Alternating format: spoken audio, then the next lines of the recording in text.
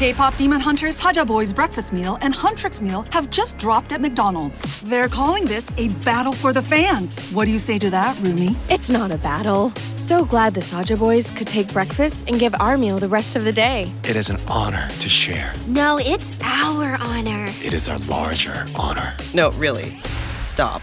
You can really feel the respect in this battle. Pick a meal to pick a side. Ba-da-ba-ba-ba. At participating McDonald's while supplies last. Morning decisions. How about a creamy mocha frappuccino drink? Or sweet vanilla? Smooth caramel maybe? Or a white chocolate mocha? Whichever you choose, delicious coffee awaits. Find Starbucks Frappuccino drinks wherever you buy your groceries.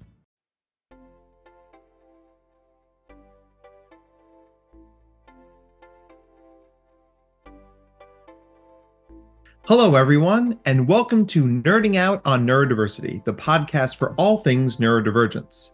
I'm Dr. Matt Zakreski, clinical psychologist and professional speaker, and I'm happy to be your host through the wild trails of the neurodivergent world. And I'm Jake Noonan, educational coach and humanities teacher, your co-host and producer, and I'm thrilled to help share the stories and the experiences of wonderful people in the world of neurodiversity.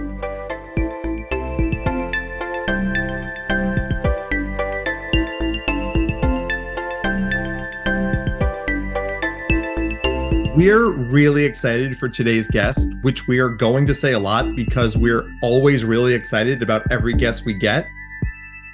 So let's get into it. Hello, everyone, and welcome to another episode of Nerding Out on Neurodiversity. I'm your host, Dr. Matt Zakreski, clinical psychologist, professional speaker, published author, co-host of this illustrious podcast with my dear friend, Jake Noonan, who today I will refer to as the Millhouse to my Bart Simpson.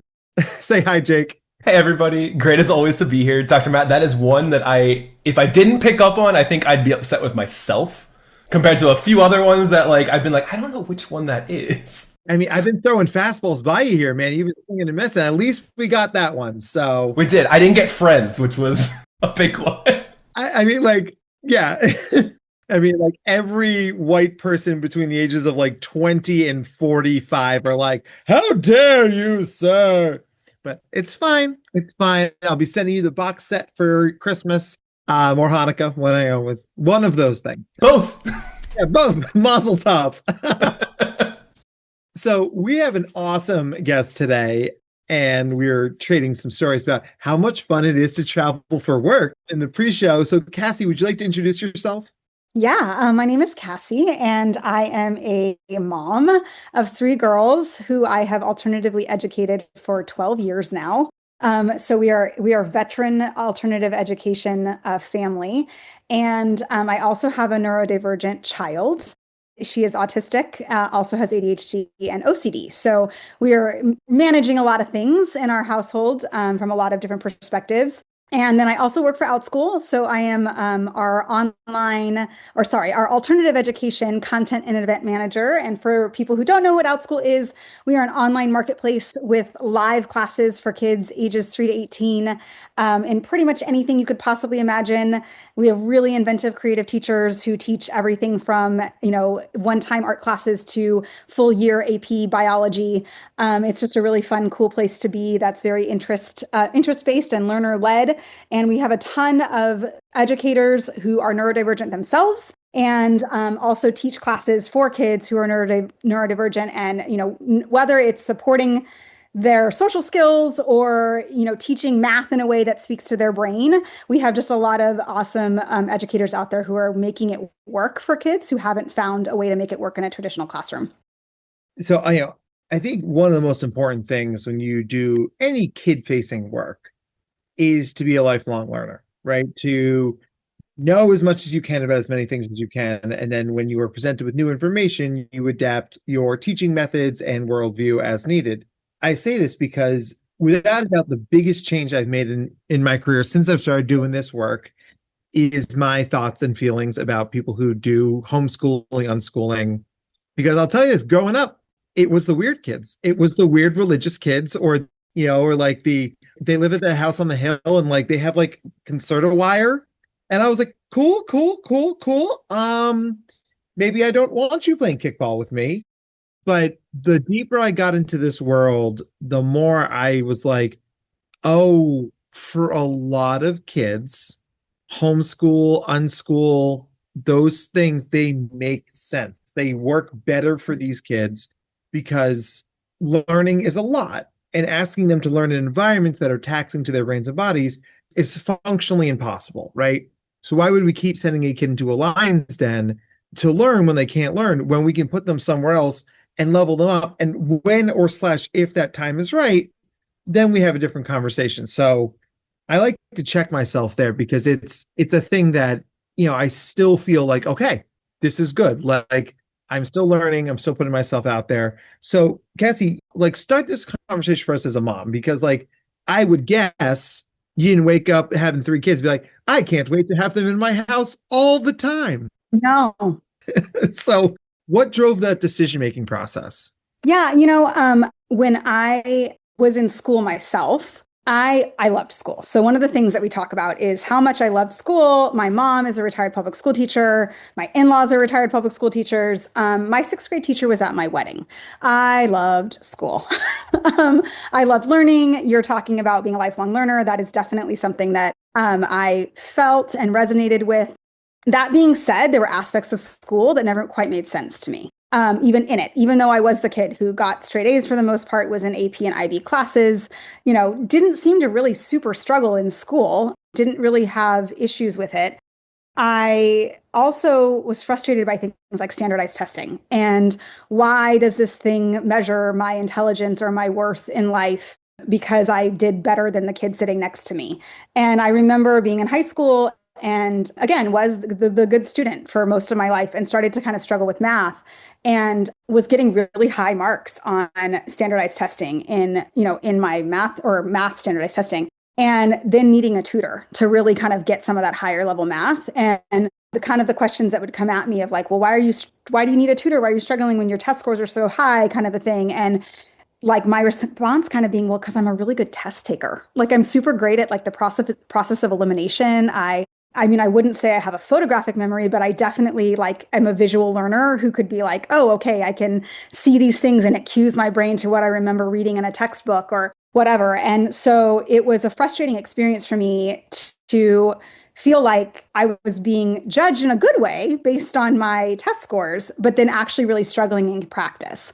And so that I think was some of the first stuff that I started noticing as a teenager that didn't make sense to me. My sister had some learning struggles, and watching her struggle in school, she's younger than me. So watching her struggle in school, watching her even struggle at the junior college and different things where she was struggling with some executive functioning and different stuff, and going like, but she's really smart.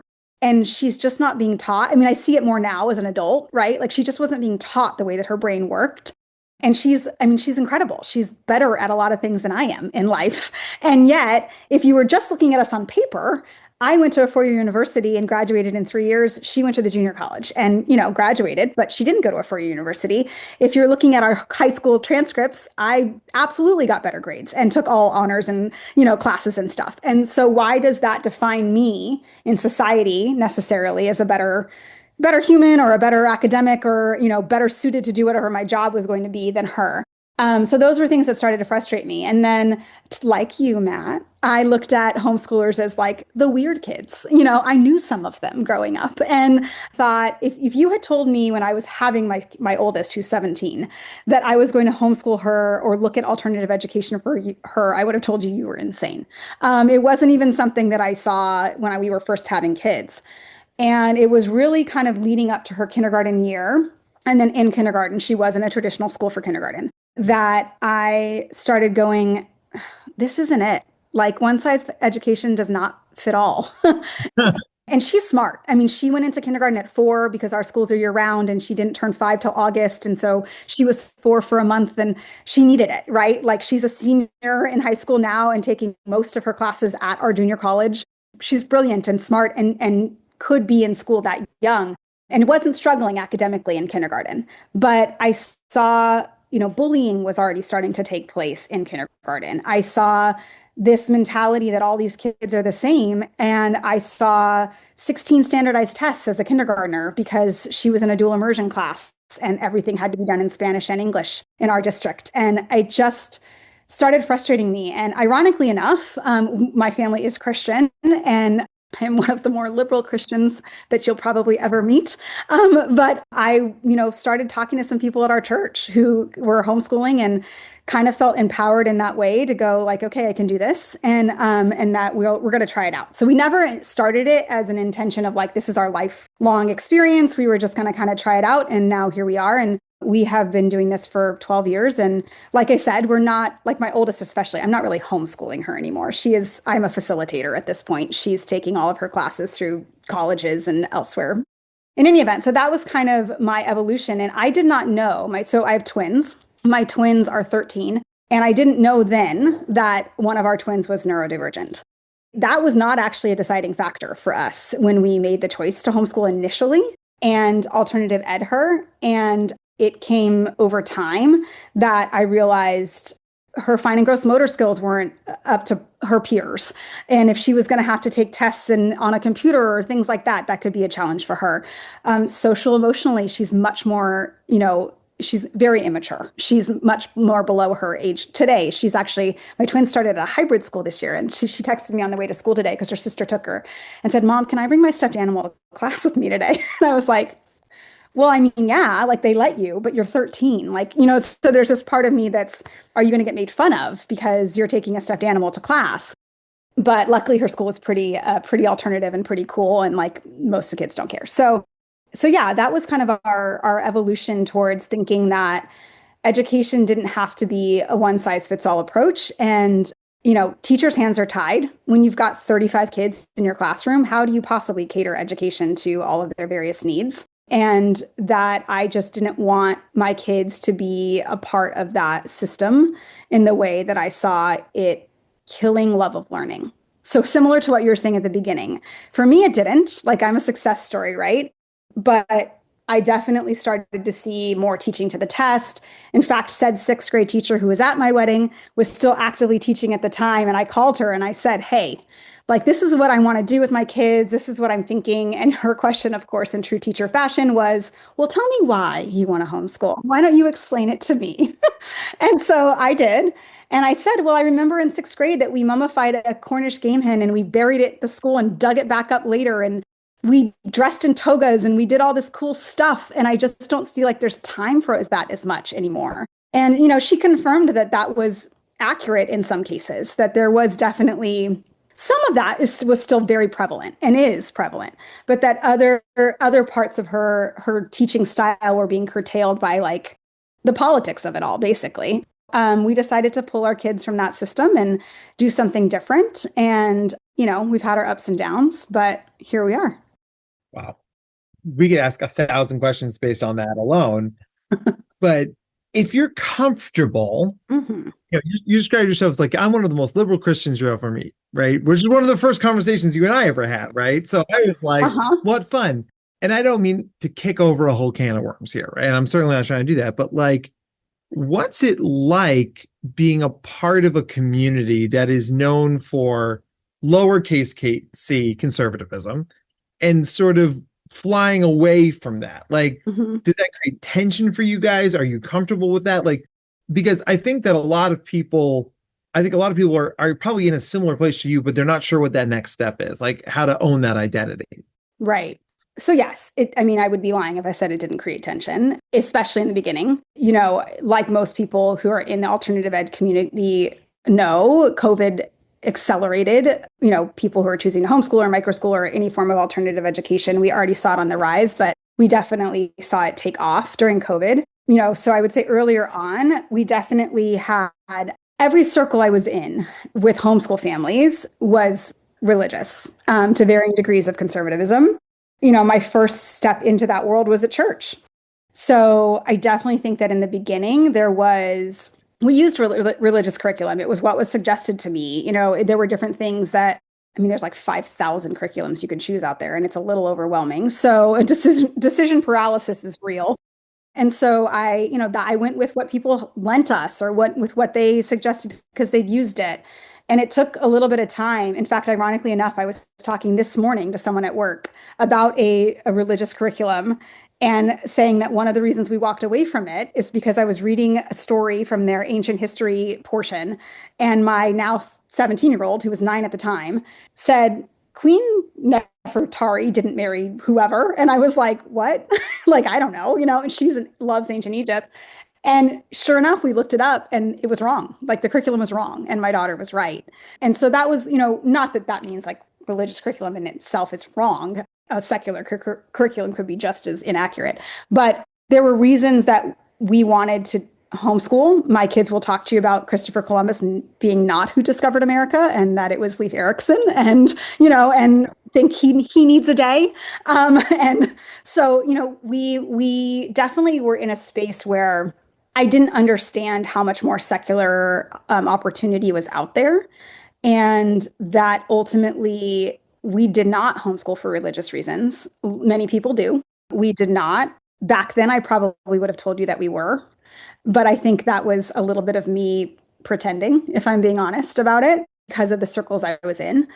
And it took me a while to get to the point where I was really fine with owning like who we are, what our faith is, how we believe in Jesus, and that we homeschool because I want my kids to know history. I want them to love learning. I want education to be catered for them in a lot of ways and their interests.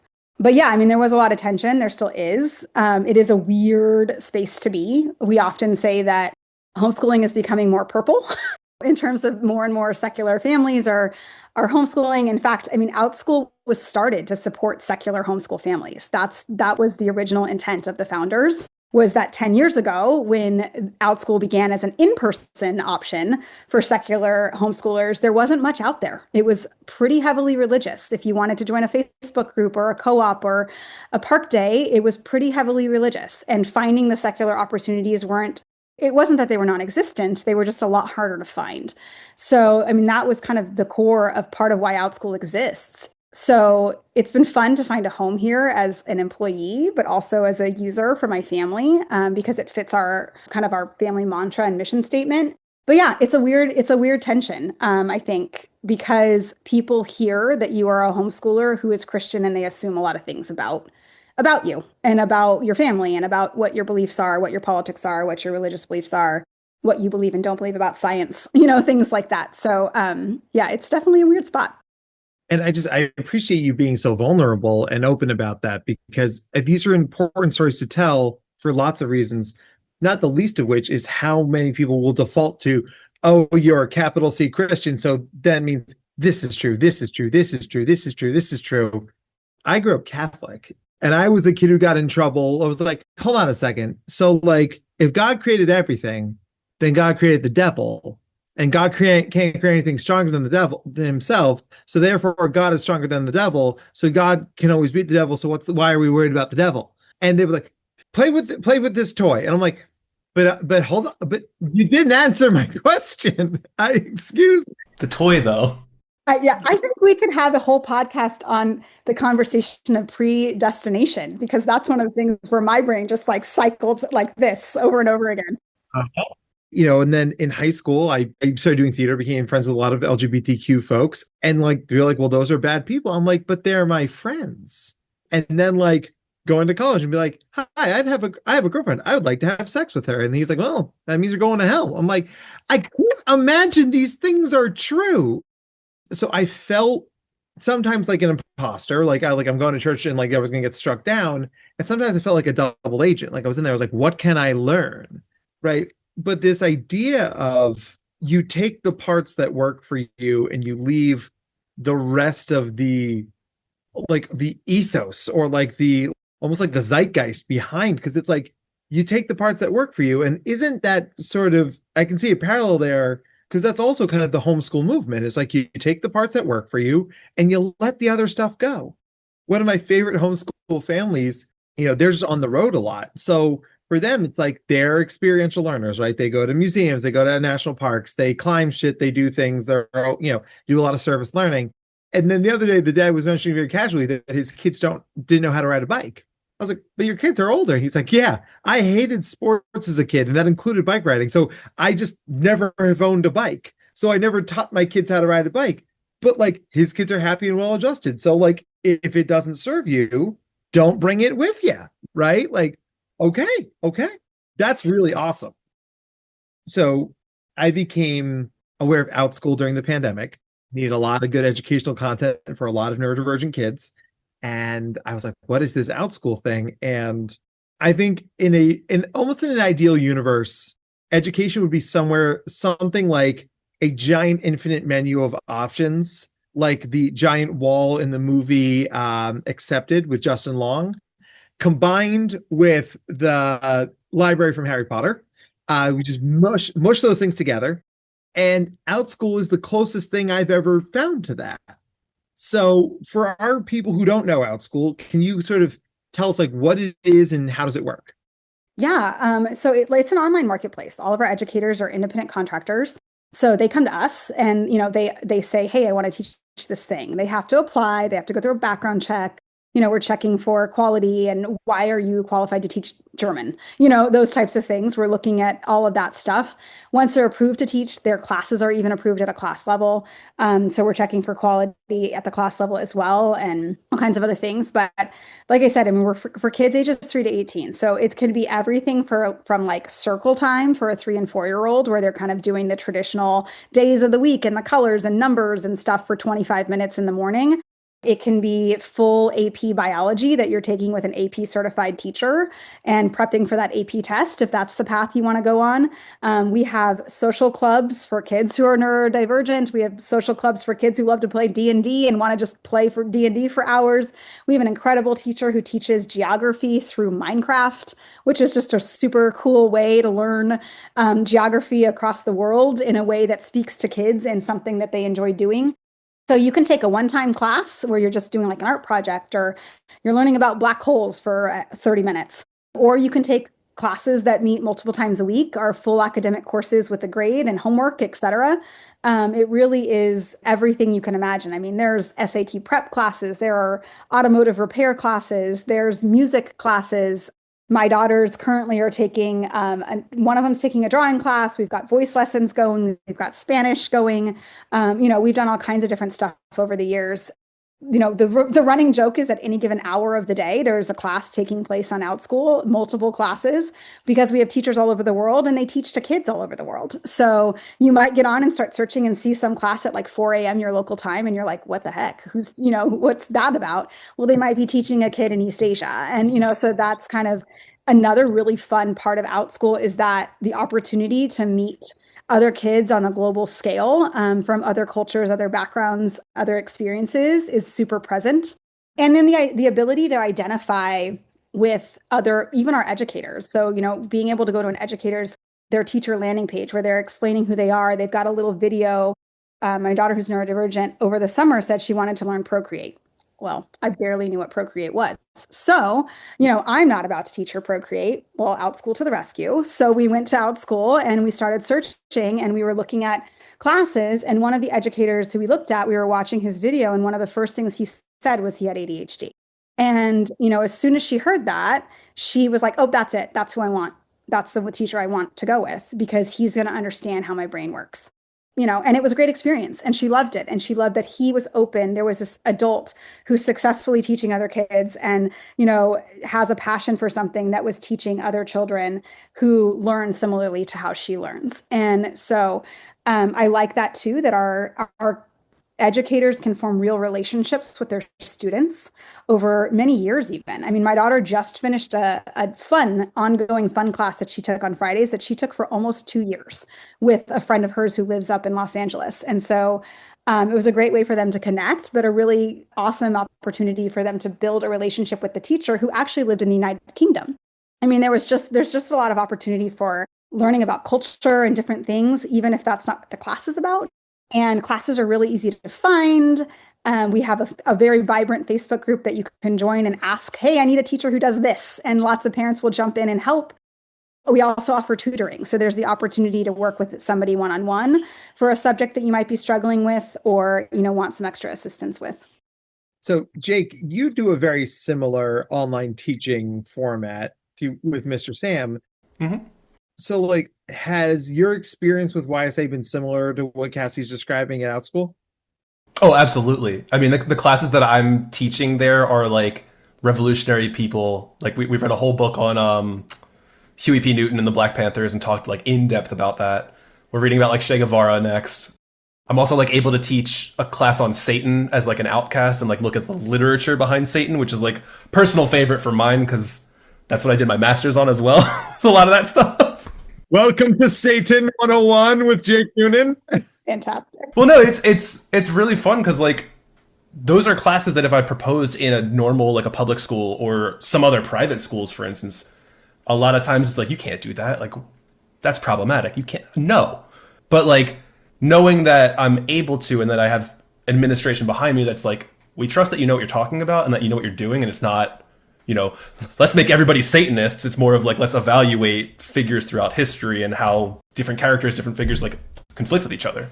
So yes, to answer that question, Dr. Matt, it's reflective of what I do at YSA in the best possible way. And I love hearing that there's other places out there like that as well. And I'm curious, like what like 3 classes that stand out to you the most that you've seen at Outschool are? Oh gosh, that's a hard question. Okay, my first class is, I can't remember the name of it off the top of my head, but my kids did it a number of years ago. It was a attorney who taught the class, and they were teaching the class about, you know, court procedure and law and different things like that, and what is a deposition and what does the plaintiff's attorney do and all that kind of stuff. And they taught the class through fairy tales, through like, you know, like Aesop's fables type, you know, fairy tale things. And so one of them was Goldilocks and the Three Bears. So we're going to talk about Goldilocks and the Three Bears. We're going to talk about the fact that, you know, technically Goldilocks is trespassing and, you know, broke some things and ate some food that wasn't hers and et cetera, et cetera. So they were able to teach this class, because my kids were younger, and teach this class about civil, you know, law and practice and procedure in a way that kids understood. So, you know, you don't have to wait till law school to start learning this stuff. You could start learning it now. And then even went so far as to have the class break up into 2 sides, and they kind of argued each, you know, one represented Goldilocks, one represented the Three Bears, and they did kind of a mock trial type thing. So I would say that would be one. Another class would be that, because of that 6th grade experience that I had, where I loved that hands-on experience, I wanted my kids to mummify something because I just remember it still in my 40s. And I found a class that taught, it was like a 6 or 8 week course that taught ancient Egypt, where they learned the games the kids played. You know, it wasn't like an extensive course on ancient Egypt, but a high level course, but they mummified a chicken leg through the course of the class. So every week they are taking out that chicken leg, they're smelling it, they're putting new salt in it, they're, you know, kind of doing some scientific exploration. And it was a really, really fun experience for them. And then I didn't have to teach nasty, you know, mummifying a chicken leg. So that was great. They got the experience and I didn't have to be the teacher. So I'd say that is another one. And then, so we have a lot of teachers who do really fun and creative escape rooms. And so they'll either like focus them on pop culture, like Stranger Things or Taylor Swift or whatever. But there's also some that are more focused on academic topics like the Revolutionary War or, you know, World War II or something. So some of those classes I think are just really cool, a fun outside of the box way to teach some fun facts about history and get kids using the analytical side of their brain at the same time to get out of that escape room. That's awesome. It's like the gamifying aspect of like, don't just sit here and teach me by like telling me things and giving me worksheets or tests and things. It's like, right. let's do the stuff and engage with it more directly and hands-on. Right. And a lot of times for kids whose brains work differently, that is the way they need to learn and where they find passion in a topic that they maybe wouldn't have otherwise. So I think that is another important aspect. I mean, I think that's one of the wonderful things about Outschool too, is that we're not telling teachers what to teach. So they're coming to us with their passions and their expertise, and they're saying, these are the things I want to focus on. So if they want to teach nothing but math 7 days a week, that's up to them. And then they can get kids excited about the things that they're excited about. And I think that's another really great aspect of alternative education in general. But also one of the things that Outschool is able to provide is, you know, when we're passionate about something, being able to teach other people about the thing we're passionate about is so much easier than teaching about something we don't really care about. It's such a more human approach to learning and teaching, right? I mean, yeah, I've got the fancy doctorate, right? And so I've taught in some colleges, and like nobody ever wants to teach Psych 101 because it's a freshman level course and like it's gen ed, people are gonna have to check it off. So it's usually the low man on the totem pole has to teach it, right? But to me, I love psychology. I love talking about it. So I'm like, I'll happily teach Psych 101. And people are like, but why? I'm like, because I like it.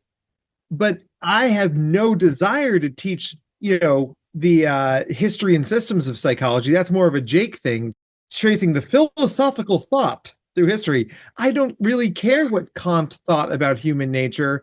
How dare you?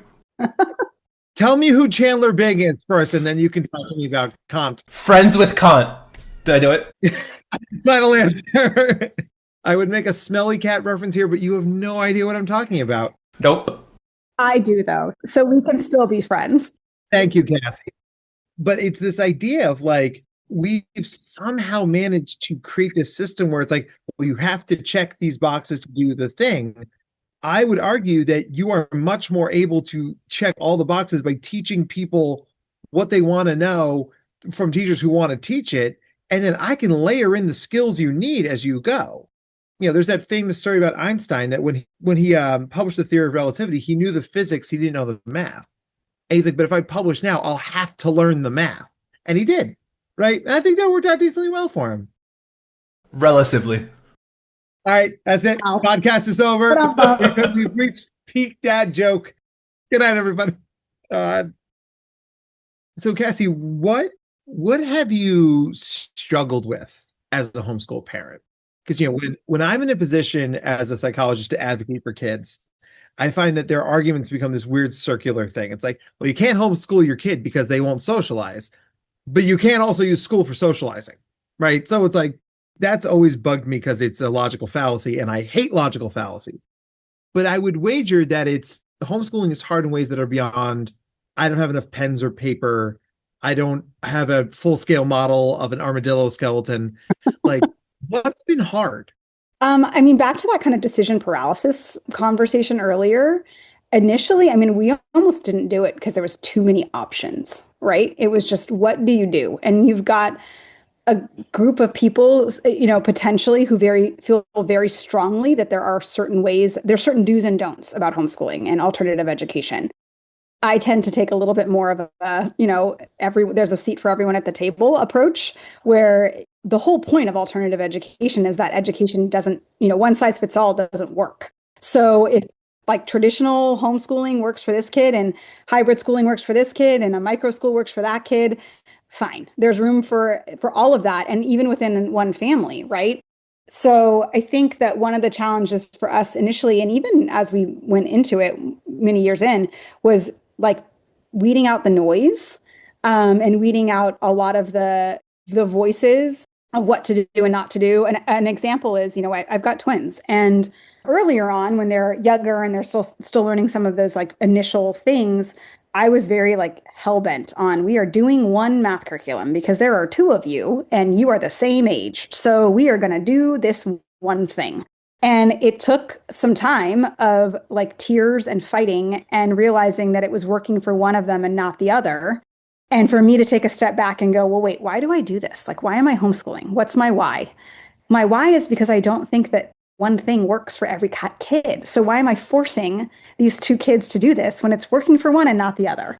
And when we pulled out of that curriculum and we chose two different options that worked for each of them differently, the one who was very math brained, my neurotypical child, she thrived. She's above grade level, quote unquote. I hate the term grade level in and of itself. That's a whole other conversation we could have. But in any event, she's doing super well. And we were able to kind of diversify math in a way that worked for them. So part of it is like getting out of your own way, deschooling my own brain, right? Like, even though I knew I wanted to homeschool, even though I knew why I wanted to homeschool, I still am the product of public education. And I think there's a lot of things about public education that are wonderful and that I clearly super enjoyed. So I had to kind of get out of that mindset of like standards, right? Like, I hate standards, like with a fiery passion. But I still had to break that mold. And it took me a while to get there and see the ways that my kids could thrive in a different way that sometimes fits more of a traditional mindset and sometimes doesn't. So, you need support. I always tell families that it's hard to do it on your own, like isolating yourself and trying to figure it all out on your own, just like parenting, just like life, right? Is like not great. Find the people that are going to support you through this journey and are doing it alongside you. But at the same time, like learn how to weed some of that noise out and find what works for your family and for your individual kids. It can be different for each child. I don't necessarily see my neurodivergent child when she's my 17-year-old's age dual enrolling at a community college. She might, but I don't necessarily see if that's the same path she'll take. And that's going to be totally okay if that's what happens. So I think that is one of the bigger challenges. And then I think the path to finding support for her and her neurodivergence was a little bit more of a challenge because I didn't have like a special ed department behind me in the same way. She does have an IEP now, but it's fairly new. I am blessed and lucky that my mom is a retired special ed teacher. So I have a whole subset of knowledge and support that many people don't, right? And so that was very helpful for me. But I could see how if you had a child who was neurodiverse and you weren't either aware of some of the warning signs or the, early on where there were things already that my mom was seeing when my daughter was young that were like, hey, this doesn't necessarily mean anything, but like it's something to keep an eye on. So that I found really helpful, but I also acknowledged it also was challenging at times, trying to find the right supports for her. And they're in a hybrid school this year, like I mentioned, and she actually asked for that. Like she asked for more structure. She asked for something different. It has not been without its challenges. Today, actually, she texted me this morning and said, Mom, I'm starting to care a little bit less about what people think about me. And I was like, this is great. We are winning in life. I think that has been a challenge. And I will name too for families of multiples who might be out there listening, that having multiples and having two kids who learn very differently and have very different cognitive abilities and maturity levels is a challenge. I mean, just as a parent, period, but also in the homeschooling world, just because you're trying to find curriculums that maybe work for one, but it doesn't work for the other, or one feels like there's higher expectations than for the other. And because they're exactly the same age, that can be a challenge in that regard. I think it's important to talk about the hard parts too, because clearly your kiddos are thriving, and they're not thriving because you have it perfect. They're thriving because you guys have seen the problems and rolled with the punches and found more resources, and most importantly, asked for help when you needed it. Now, not everybody's mom is a retired rock star special education teacher. Right. We're not all that lucky. People are like, well, why have you always been so open in like mental health? I was like, well, both of my parents were clinical psychologists. Weren't everybody's? Oh, heaven. I never got grounded as a kid. I had to explain the motivations behind my behavior, which was infinitely worse. But yeah, the parents that I've talked to about homeschooling or stepping into that world have almost always brought up some version of, but what do I do when I don't know what to do anymore? And when you have a neurodivergent kid, especially if your kid is one of those voracious learners or readers, you're going to reach that real quick. Jake and I used to work at a school for gifted kids, and there was a teacher, third grade teacher when we worked there, and she, at our staff orientation, she was like, I have enough curriculum for the rest of the year. I was like, oh, how much do you have? And she's like, oh, I have like 6 binders worth. And Jake and I looked at each other like, that'll last you till Halloween, maybe Thanksgiving.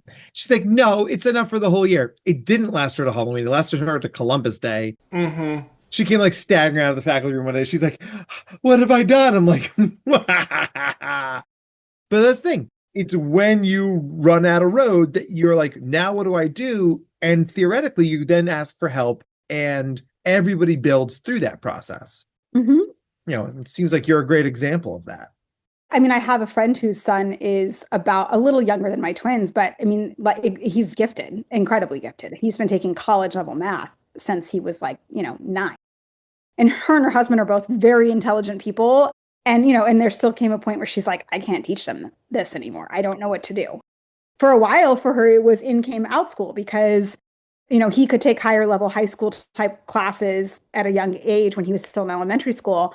But eventually he even kind of outgrew that in terms of math and needed to go elsewhere. And I think that's been one of the really fun things to watch in alternative education space is more and more school districts, community colleges, four-year universities take note of kind of some of this, dual enrollment opportunity. I live in California. In the state of California, high schoolers starting in 9th grade can take up to 11 units of community college credit for free every semester.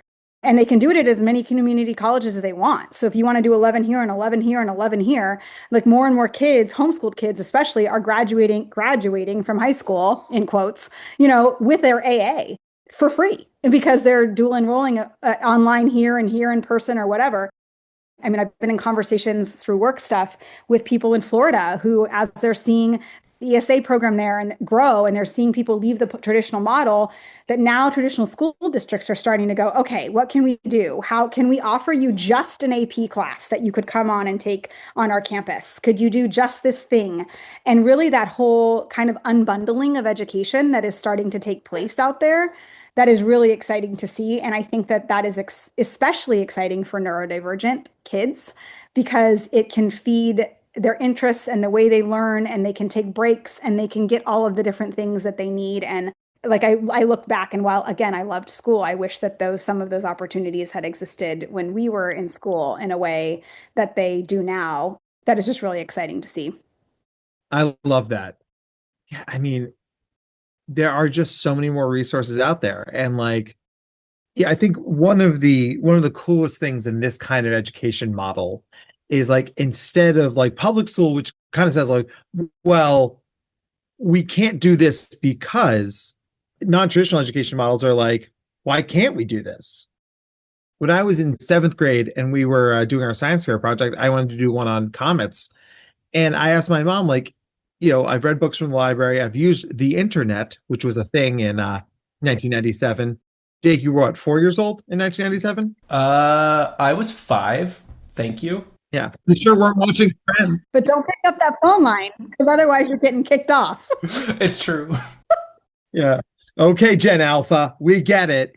But I asked my mom, like, can we talk to somebody at the local college? And so we emailed them, and they were like, guys, like, yeah, come hang out in my lab for a while. And I went in and I just like sat, and he was like, and this heavenly body and this celestial thing and this gravitational force, it's actually so much more complicated for these 93 reasons. And I was like, this is the greatest thing that's ever happened to me. The thing that I remember is like going back to school that day and having my teachers be really excited for me and having my peers being like, you missed school to go to a different school? And I remember my friend Alan being like, well, at least you got Taco Bell on the way home. And I was like, that is awesome. Because I'm a 13-year-old boy and this is the only thing that matters to me. But like, I was thinking like, why can't I be around people who are as passionate about this as I am? I think homeschool communities offer that, like, start with the passion and then build into community, rather than you start with community and hopefully you find someone who shares your passion. Right. And as we learn more about how people learn best, these non-traditional models seem to put the best feelings first. Mm-hmm. And we're seeing really good outcomes from that. So, yeah. And I think that, like, I look back, a conversation you and I had when we met at dinner, and we were talking, and I was telling you all kinds of different stuff. And then I was telling you the story of reading this book about my daughter. Her ADHD is her more recent diagnosis of her list of things. So, when that happened, I was reading a book and it was very wonderful. And I was finding a lot of insight. And as I'm reading this book, I'm going, oh my gosh, this sounds like me. Oh, wow, that sounds like me. And this also sounds like me. And I remember saying something to my mom and kind of being like, I think I have ADHD. Like, I think like this feels like I do. And she kind of was like, well, yeah, they actually thought that you might, but you were smart enough and you just kind of compensated, and I was a good student. And then I was in GATE and, the gifted program and all the stuff. And so you didn't necessarily need the same supports that maybe somebody else did. And I remember kind of thinking about that. Well, I remember talking to you about this, and you were like, you think you have ADHD? You were like, no, every single thing you just said, you do have ADHD. Good luck to you. So I remember kind of thinking like, I wish that, and it's no one's fault, right? It just is what it is. And it is what it was. However many years ago I was in school, we won't date myself, that I wish that I had been given a little bit more support in terms of some of like that higher level executive functioning. I am a master procrastinator. And while I perform really well under pressure, and in fact, I would say I perform better under pressure than not, I also wish that I was better at time management. And now I'm in a place in my life where like, it's really hard to learn that after X many decades of, doing it one way. and that I can see where I get more frazzled or I get so overwhelmed that then I explode. And, and I don't like that about me. But I also, find it difficult to sometimes find the skills to stop that from happening. So I think that was another part of the traditional model that I've, as an adult now, been able to look back and go, the kids who are neurodivergent but fit the mold just kind of keep going and they keep performing and they keep doing their thing, but then they're still not necessarily taught, how to do certain things or how to manage the way that they learn or how to function in a way that like, hey, maybe it would be good if you took breaks. Where I've just been kind of like, let's just go, let's just do it because I can juggle all the things and I'm pretty successful at it 99.9% of the time. So realizing that like that performance anxiety that probably is driving me is not necessarily healthy. And I think that is another thing that homeschooling allows neurodivergent kids who perform at a high level like that to also kind of make space for the things that they need to help them thrive in different ways, right? Like my daughter struggles with math, right? She's doing really, really well now, but she struggles with math versus another kid like my friend's son who is clearly not struggling with math when he's taking college level, stuff at 9 and 10 years old. And so being able to kind of take a step back and see every child as unique, see every learning journey as unique. And how do we help kids who are thriving, but maybe struggling behind the scenes in a way that we're not seeing because they're masking it really, really well. Wow. Well, I mean, we could continue to talk about everything you just brought up, but we're coming towards the top of the hour and we got to start wrapping up and asking our questions. But Cassie, I mean, like you've shined a light on a lot of really important topics here and we really enjoyed learning all the fun things. Okay, Jake, wrap up question time. Now, I know you're looking forward to this. Are you ready to ask Cassie? I am. You're so ready. I am. I'm scared. You should be. No, I'm kidding. Is it Friends trivia or no? Because you don't know anything about Friends. It is. Who's your favorite character from Friends and why is it? I don't even know. Ross, I know that one. Yeah. He's not my favorite though. Corey Matthews, no. Corey Matthews, that's Boy Meets World. Okay. Yeah, Ross aged like milk as a character. Let's just be very honest about that. But okay, ask the real question, Jake. Oh my God. Real question. The real question is what's your favorite word and why? Oh gosh. Oh goodness. That's a tough one. Way to put me on the spot. It's what we do. It's what you do. I'm gonna go with choice currently as being my favorite word because I think that having choice in life is important in education, in the religion you choose to practice, in the books you choose to read, in the ways you choose to spend your time. I think that choice is just really important and that valuing our choice is something that I think that we should value and really hold dear, especially in our current kind of climate. Love that. Because also like it almost makes you like more human too to recognize that you have that choice and you can make the decisions. Mm-hmm. And it's not just like we're floating through and seeing what happens. It's like, no, I'm actively deciding on things. Exactly. I'm here for that. All right. Good luck with Dr. Matt's question. I'm sorry ahead of time. If you could have any superhero on speed dial, who would it be and why? Okay, but so the first place my brain went was what qualifies as a superhero. Because the first person who popped into my brain was Harry Potter. And I was like, well, do we qualify him as a superhero? I would guess most people say things like Captain America or, Spider-Man, but I would choose Harry Potter and I'm going to say he's a superhero because I love those. I've devoured all 7 of those books in a week. And I love his ability to balance selflessness and his love for his friends and humanity and creativity, but also with this like level of mischievousness, right? Like Hermione's the like follow all the rules and do everything the way that she's told. And he kind of is like, well, let's think outside the box here. Like, how else can we accomplish these goals? It might get us in trouble. It might blow some things up, but it's okay. And I would say he would be the person I'd have on speed dial because I would love to be able to pick his brain when I'm forced to face a challenge or just want a really interesting conversation about the life that he led. Harry Potter definitely meets criteria for a superhero, and as far as we're concerned. So, yeah, my favorite thing about Harry Potter is just how much he struggles with it. How he lashes out at people, and he sulks for basically all of book 5 and most of book 6, right? Really. But it's just like, I love Captain America and I love Superman because they're great, morally upstanding humans, but they don't struggle in the same way. Like, I think you mentioned Spider-Man. People are drawn to Spider-Man because he struggles. He's a kid. He's poor. He falls short a lot. And I think it's the humanness in the superhero that I think drives, and Harry's a very human character, in which I am always Harry. So we are going to Expelliarmus this episode. Nailed it. Feeling really good at that. That hurt. Wow. Oh, Jake, your joke was, that was an accident too. I didn't even mean it in that way. We peaked in that moment, and we're just trying to arrest the downfall at this point. But it's always good to have your best moment 23 minutes into the podcast, not at the end of it, because that's how narratives work. God damn it. Except for when it doesn't, clearly. So, Cassie, thank you so much for being here.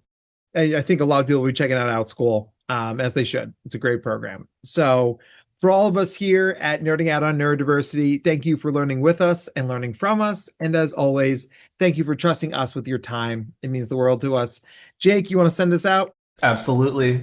Just like Dr. Matt said, thank you everybody for listening and for being here, tuning in. Cassie, it was great to meet you and talk with you and hear all about not just Outschool, but your life and experiences and things that led you to that. So it was great pleasure. Thank you for that. Thank you so much for having me. I had a great time. Take it easy, everybody. Take care, guys. Nerding Out on Neurodiversity is brought to you by Dr. Matt Zakreski and the team at the Neurodiversity Collective. To learn more about the Neurodiversity Collective or to be a guest on the podcast, please visit our website at www.theneurodversitycollective.com/podcast. Audio and production by Jake Noonan. Show your support by subscribing, leaving a 5-star review, and telling your friends about us. Our Instagram and social media handles are at #NoonPodcast, NOON podcast. Your support is appreciated and keeps us going. All discussions presented on this podcast are strictly for informational purposes, awareness, and understanding. The advice presented is not and should not be considered to be therapeutic in nature. If you have any mental health questions, please contact your provider. All rights reserved.